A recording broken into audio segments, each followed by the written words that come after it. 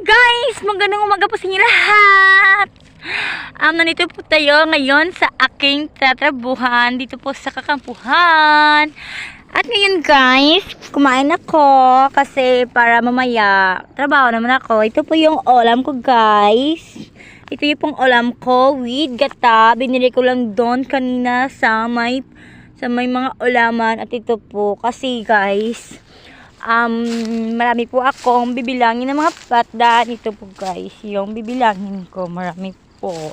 Ayan, dun po, na marami po akong bibilangin. Tapos, grabing init, super po kainit guys. Ay, naka. Grabe talaga yung trabaho ko. Sobrang init at dun po may kumakain rin.